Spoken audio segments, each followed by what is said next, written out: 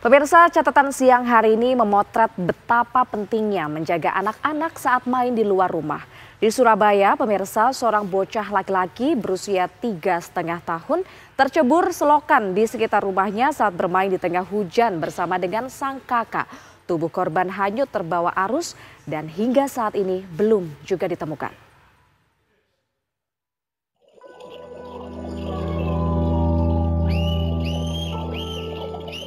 Gara-gara bermain saat hujan, seorang balita berusia 3,5 tahun warga Babatan Gang 2F, Wiyung, Surabaya, Jawa Timur terperosok masuk selokan selebar 50 cm dengan kedalaman 80 cm. Tubuh korban hanyut terbawa derasnya arus dan belum juga ditemukan. Kejadian ini terekam oleh CCTV warga. Saat itu korban bermain bersama kakaknya.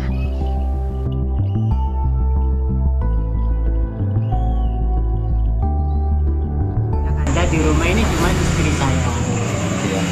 Waktu mau turun hujan, anak-anak itu masih bermain di depan rumah ini, Pak. Itu katanya ibunya.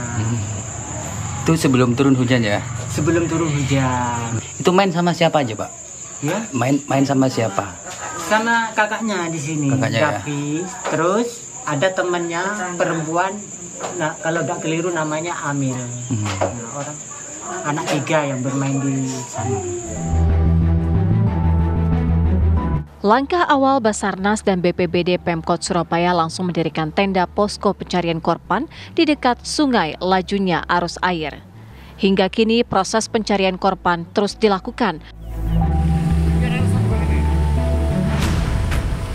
Melihat dalam pikiran saya, Pak, harus ada perubahan.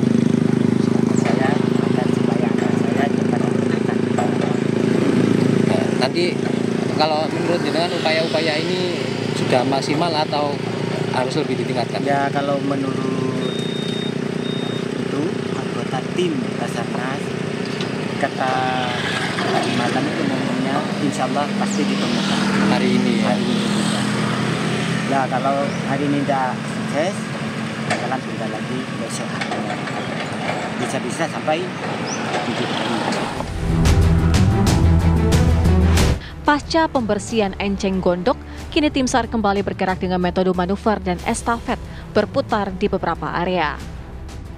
Tim gabungan Basarnas, BPBD Kota Surabaya dan Tagana serta beberapa unsur yang terlibat dalam proses pencarian masih terus berusaha mencari keberadaan korban.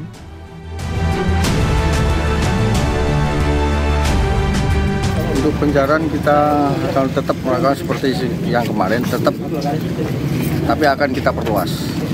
Kita perluas sampai mungkin nanti sampai pengembangan GPD. Jadi kita mau pakai sistem atau metode estafet untuk mengakali melewati obstacle-nya. Jadi kita akan terjunkan 5 seru, 3 di air, 2 di darat. Untuk perahu yang diterjunkan berapa, Pak? Untuk perahu yang kita terjunkan ada 5. Ada 5 nanti menyelesaikan kalau nanti ada potensi atau relawan yang datang. PK akan kita kondisikan di tempat Kali Makmur atau di pintu tol. Pencarian juga diperluas guna memastikan seluruh area di Kali Makmur sudah dilakukan penyisiran. Pencarian ini akan dilakukan hingga 7 hari. Tim gabungan terus berupaya melakukan penyisiran dan penyelaman untuk bisa menemukan Rizky, balita 3,5 tahun yang hanyut terseret arus selokan di kawasan Babatan Wiyung, Surabaya. Dari Surabaya, Jawa Timur, Samsul Huda, TV One mengabarkan.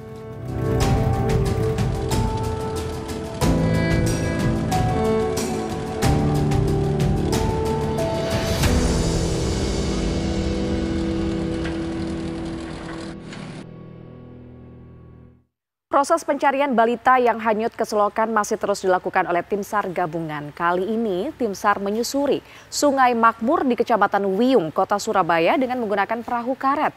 Lalu seperti apa proses pencariannya? Berikut adalah liputan dari reporter Goldi Gumilang dan juru kamera Nur Rohman untuk Anda.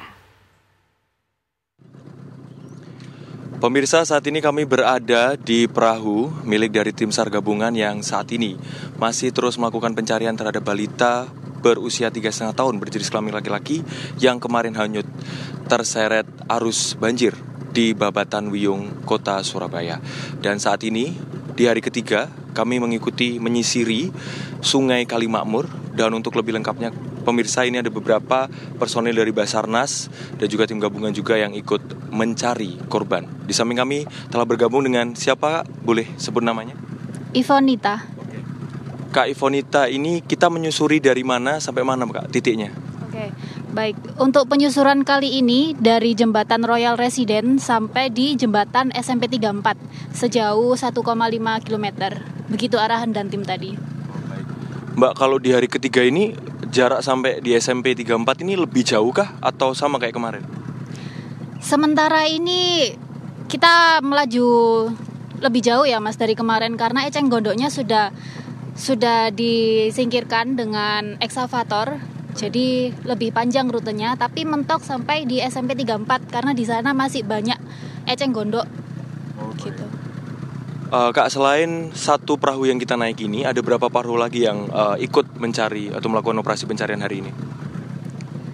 Untuk hari ini sekitar 5-4 perahu. 5-4 perahu? Iya. Kak, bisa dijelaskan secara teknis nggak sih, selain kita menyusuri Sungai Kalimakmur ini, apalagi sih metode-metode pencarian yang dilakukan oleh tim SAR gabungan ini? Oke, salah satunya metodenya yaitu manuver. Jadi kita seperti menciptakan gelombang di atas permukaan air agar korbannya itu jika ada di dalam air itu bisa cepat timbul, Kak, begitu. Baik. Berarti ini kan ecek gondok sudah teratasi ya kurang lebih Mbak ya, maksud di sepanjang aliran yang kita lewati ini. Ya. Namun kendala apa lagi Mbak yang membuat pencarian ini masih terus dilakukan hingga hari ketiga ini? Masih tetap eceng gondok ya Mas, karena dari rencana operasi itu sebenarnya kita sampai di Jembatan Wiyung. Baik. Sejauh 4 kilo. Baik. Gitu. Jadi ini masih setengahnya. Jadi masih terkendala eceng gondok yang berada di sana. Kak, bisa diceritakan nggak sih sejauh pengalaman kakak bersama Basarnas dan lain sebagainya, kalaupun korban ini dalam keadaan telanjang kemudian usia masih 3,5 tahun ini, apakah ada perbedaan dengan ketika yang hanyut ataupun tenggelam ini orang dewasa? Gimana Kak?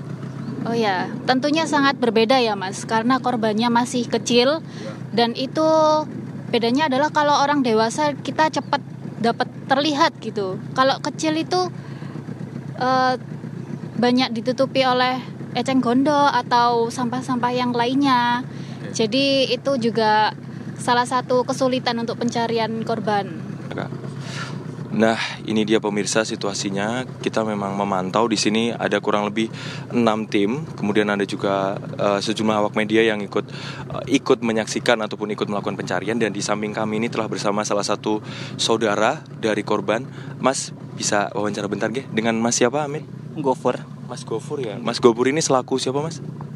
Kakak dari ibu korban. Ibu korbannya. Oke, kakak dari ibu korban. Mas, boleh diceritain ini Mas, udah ikut pencarian dari hari pertama kah atau seperti apa Mas? Dari hari pertama sampai sekarang. Oke. Terus kalau Mas Gofur sendiri dengan korban ini rumahnya berdekatan kah atau jauh atau seperti apa Mas? Rumahnya tuh berdekatan, malah dia tinggal serumah dengan saya. Oh, tinggal serumah dengan Iya. Oh, baik. Mas, ini kan ada informasi bahwa orang tua dari korban ini sedang bekerja di Malaysia, itu benar adanya atau seperti apa Mas?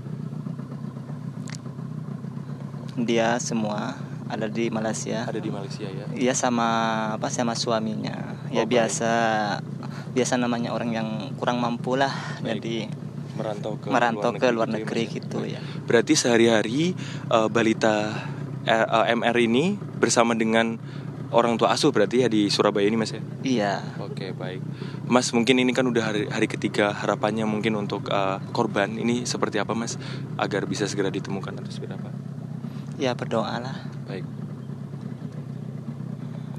Ya kalau bisa ya usaha sebisa mungkin. Amin. Gitu. Baik. Ya harapan saya ya semoga cepat-cepat ketemu biar cepat selesai gitu. Amin. Mas Gofur, terima kasih banyak atas waktunya. Semoga korban ataupun semoga balita MR ini segera ditemukan ya Mas. Amin. Dan itu tadi pemirsa penelusuran kami mengikuti salah satu perahu milik dari tim SAR gabungan yang sedari hari Selasa tanggal 22 Desember 2024 ini melakukan pencarian. Mengingat bahwa memang korban ini pada saat terkena musibah tersebut dalam kondisi telanjang dan terbawa arus selokan di sekitar kediamannya. Dari Surabaya, Jawa Timur, Goldi Gumilang, Nur Rahman, TV One mengabarkan.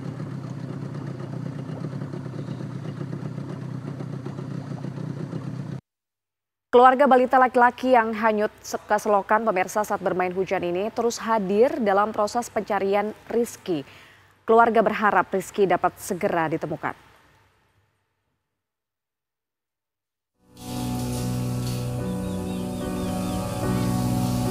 Sedih dan cemas terlihat di wajah keluarga Rizky yang dengan sabar melihat proses pencarian anaknya yang hilang terseret arus selokan saat bermain hujan.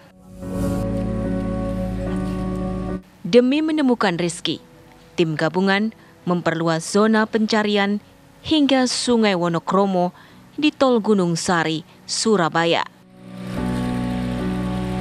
Keluarga berharap pencarian membuahkan hasil sehingga Rizky anaknya dapat ditemukan. Ya harapannya bisa ditolong gitu loh Pak. Bisa ditolong? Iya bisa ketemu lagi lah. Pada waktu kejadian itu Ibu sedang apa waktu itu? Ada Pak.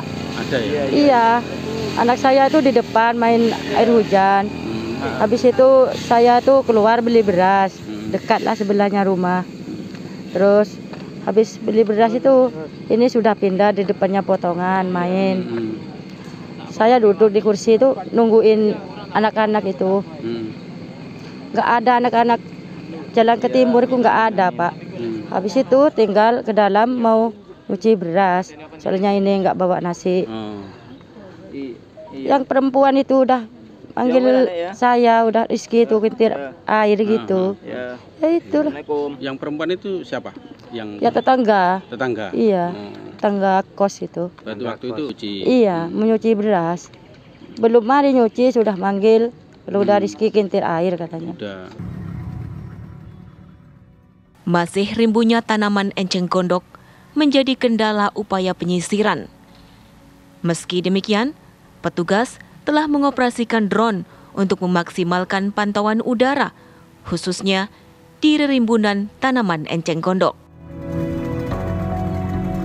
Dari Surabaya, Jawa Timur, Samsul Huda, TV One mengabarkan.